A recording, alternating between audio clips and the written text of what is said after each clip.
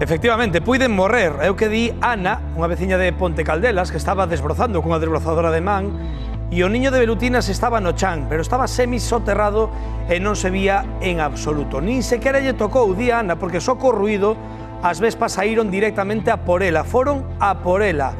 E Ana non sabía moi ben o que estaba pasando, porque en ningún momento vira ese niño.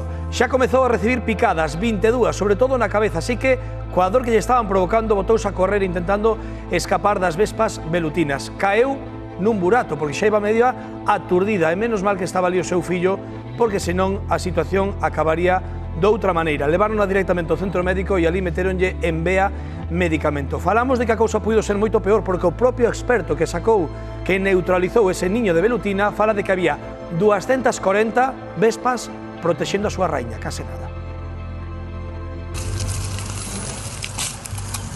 22 picaduras de velutinas. Ana, como foi iso? Que pasou?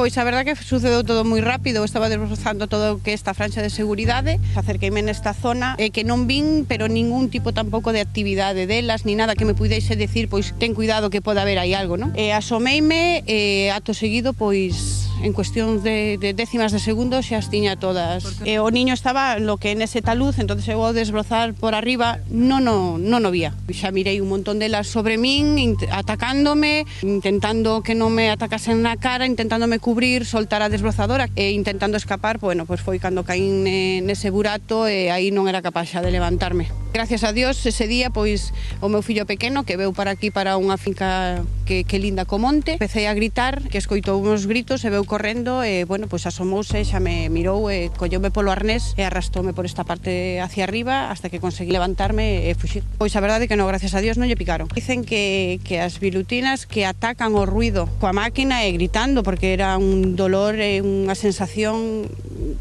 espantosa, vamos. Urxencias, foches directa, que che dixeron? Pois nada máis cheguei e dixen que me habían atacado as velutinas e que viña moi mareada. Xa me pasaron automáticamente para dentro, rápido, e xa me pincharon a vena. Esas 22 picaduras, onde foron? Foron unha nun ollo, 5 no corpo, no brazo, na espalda e 17 na cabeza. Ensañáronse ca cabeza? Sí, foi onde máis se atacaron na cabeza. Non recordo haber sufrido semejante dolor. Intenso, a cabeza bombeábame, un picor xa como se fose lume por dentro. Puxeron antihistamínicos, po dolor, e, bueno, me meteron 2 botes de suero por vena con medicación dentro e despois, bueno, mandaronme medicación para 3 días máis para casa.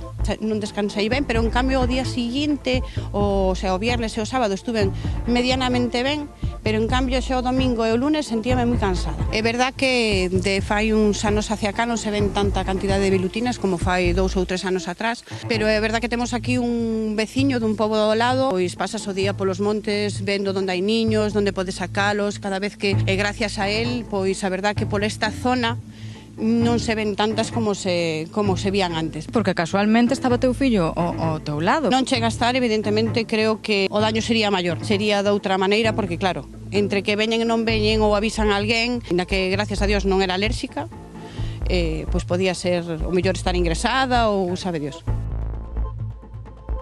Bueno, ben o sabemos, que as